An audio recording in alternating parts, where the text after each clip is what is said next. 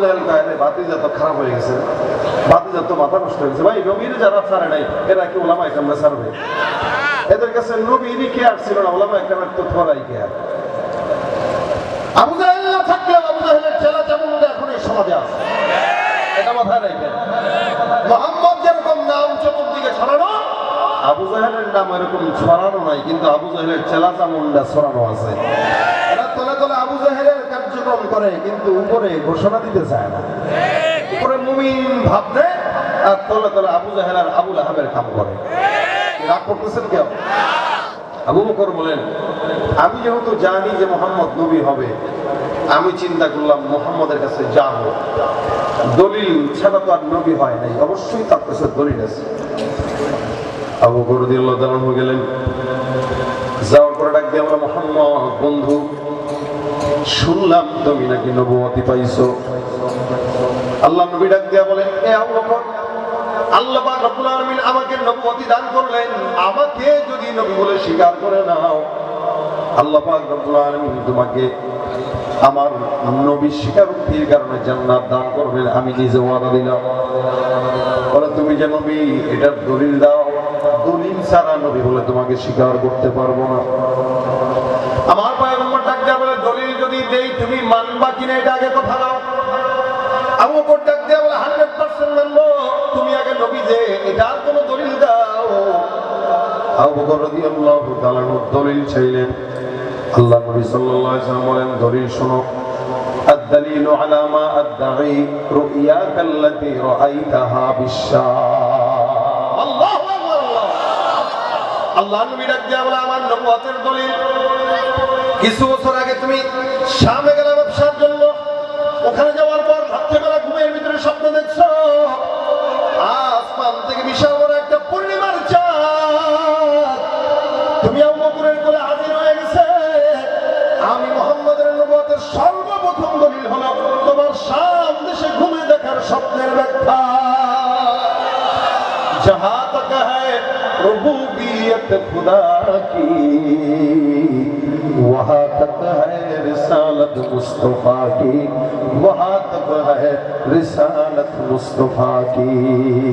आसमाনের মালিক যদি হয় আল্লাহ, এই আসমানের নবী মুহাম্মদুর রাসূলুল্লাহ। জমিনের মালিক যদি হয় আল্লাহ, জমিনের নবী মুহাম্মদুর রাসূলুল্লাহ। সমুদ্রের নবী হয় যদি, সমুদ্রের মালিক যদি হয় আল্লাহ, সমুদ্রের নবী মুহাম্মদুর রাসূলুল্লাহ। হিন্দুদের মালিক যদি হয় আল্লাহ, হিন্দুদের নবী মুহাম্মদুর রাসূলুল্লাহ। মুসলমানের মালিক যদি হয় আল্লাহ, মুসলমানের নবী মুহাম্মদুর রাসূলুল্লাহ। অর্থাৎ যত জায়গায় আমার মাওলার রুবুবিয়ত আছে, সব জায়গাতে পয়গম্বর মুহাম্মদের রিসালাত আছে। আল্লাহর নবী সাল্লাল্লাহু আলাইহি ওয়াসাল্লাম আমার নবুয়তের দলিল তুমি শামে যে স্বপ্নের ব্যাখ্যা দেখছো ওইটা। আবু বকর বলে, আল্লাহু আকবার। যেই নবী মক্কার জমিনে বসে বসে শামের ব্যাখ্যা বলতে পারে, আমার ওই নবীর ব্যাপারে কোনো সন্দেহ নেই। তোমার হাত দিয়ে আমার পড়ায় তোমার সাথী বানায় দাও। লকব সিদ্দীক বন যায়, সদাকত হো তো ऐसी हो। আল্লাহু আকবার। যদি সাদাকত কেউ হইতে চান তো আবু বকরের মতো হওয়া দরকার। সত্যবাদী কাকে বলে?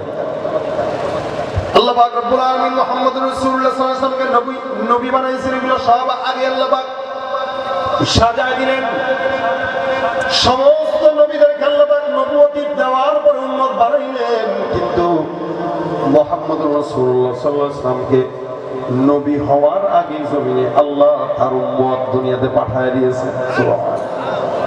আল্লাহ পাক রব্বুল আলামিন এত মর্যাদা দান করলেন, এত মহব্বত দান করলেন, যার কারণে সব জায়গা থেকে আল্লাহ পাক মর্যাদা আর সম্মান আমার পয়গম্বরকে দিলেন। এই কারণে আল্লাহ পাক রব্বুল আলামিন বলেন, নিশ্চয়ই আল্লাহ পাক রব্বুল আলামিন সহ তার সমস্ত ফেরেশতারা ওই পয়গম্বরের নামের দুরূদের আমল করে। সুবহানাল্লাহ। এটা আমার আমল, আল্লাহ পাকের নামাজ লাগে না। আমলের দিক থেকে রোজা, যাকাত, হজ আল্লাহ পাক এগুলোর ঊর্ধ্বে, কিন্তু আল্লাহ নিজে নবী সাল্লাল্লাহু আলাইহি ওয়াসাল্লামের নামের দুরূদ পড়ে। নবী বলেন, জান্নাতে আমার সঙ্গে থাকতে দেখতে চাও, আপনারা চান তো ইনশাআল্লাহ? আমাদের মনের আশা আল্লাহ আমাদের রাসূলের সঙ্গে জান্নাত দান। প্রত্যেকটা মানুষ যে নিজেকে রাসূলের উম্মত দাবি করে, একটা মানুষের সবচেয়ে মনের তামান্না এটাই যে আমি নবীর সাথে থাকবো, একদম নবীর পাশের ঘরে থাকবো। নবী বলেন কেউ যদি আমার নামে দুরূদের আমল করে আল্লাহ জান্নাতে আমার পাশের ঘরে তাকে বসায় দিবেন। পাশের ঘরে আউলান নাসবি ইয়াউমাল কিয়ামাতি আকসারুহুম আলাইহি সালাহ। নবী বলেন জান্নাতে আমার পাশের ঘরে ওই বান্দা থাকবে যে বান্দা যত বেশি আমি পয়গম্বরের উপর দুরূদের আমল করবে।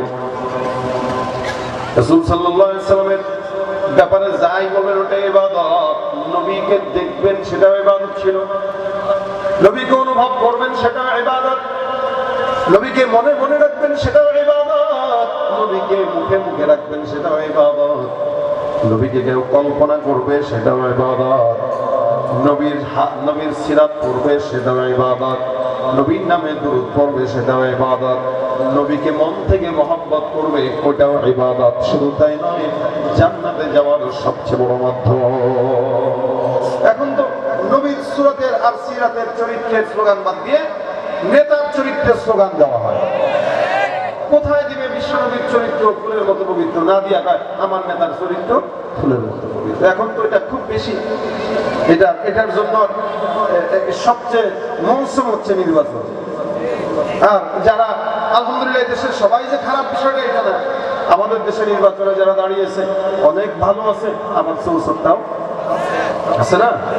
এখন যদি একটা চোরের ব্যাপারে আপনি যদি স্লোগান দেন যে অমুক ভাইয়ের চরিত্র ফুলের মতো পবিত্র, ঘরে বসে বসে চিন্তা করবে এত চুরি করার পরেও যদি চরিত্র ফুলের মতো হয়, ভালো তো হওয়া দরকার নাই। কি বলেন, ঠিক না? এটাই চিন্তা করি, এত চুরি করার পরে যদি চরিত্র ভালোই হয় তাহলে আর ভালো হওয়া দরকার কি? নির্বাচনটা যাক, চোর কত প্রকার কি কি চুরি সব দেখা দিল। কথা বলেন ঠিক না? আর এদের জন্য আমার দেশের জনগণ 100 টাকার বিনিময়ে বিক্রি হয়ে যায়। এত দাম কম আপনার ভাই, আপনি আখিরি নবীর উম্মত, আপনাকে আল্লাহর নবী আপনার চেহারা দেখে দেখে জান্নাতে ঢুকায় দিবেন।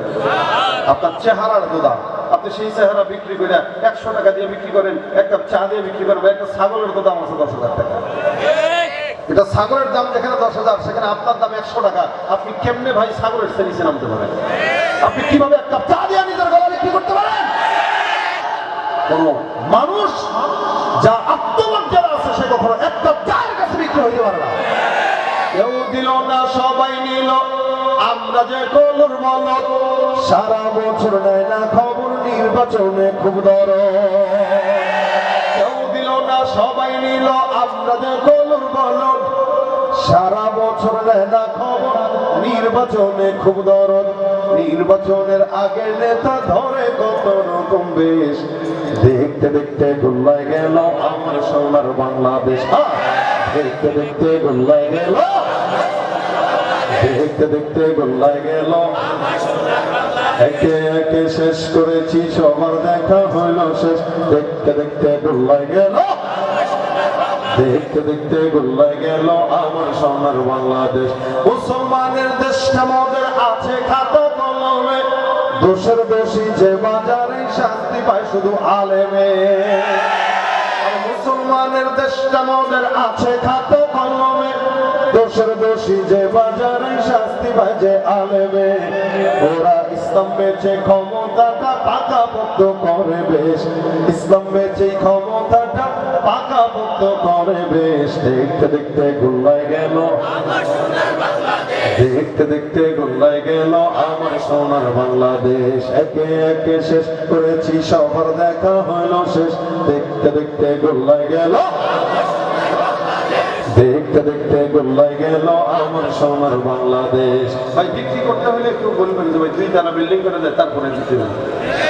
দামদারা ভালো মতোই করে, যদি খরাই লাগে খাইবেন যদি ভালো নাই খান। আপনি 100 টাকা কেমনে খান? এই ফকিরের বাচ্চা 100 টাকা কেমনে খায়?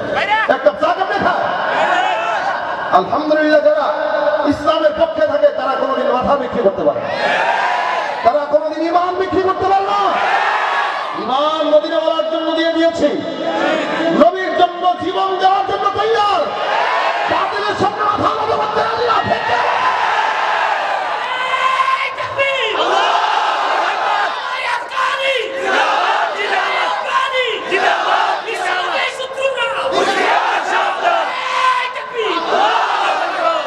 ইমানকে কবুল করে বলেন আমিন। মাথা কারো কাছে বিক্রি হবে, ইমান কারো কাছে বিক্রি হবে, নবীর প্রেম কারো কাছে বিক্রি হবে? এজন্য স্লোগান হবে বিশ্ব নবীর চরিত্র ফুলের চেয়েও, বলেন ফুলের চেয়েও। আমাদের নেতার চরিত্র ফুলের মতো, আমার নবীরটাও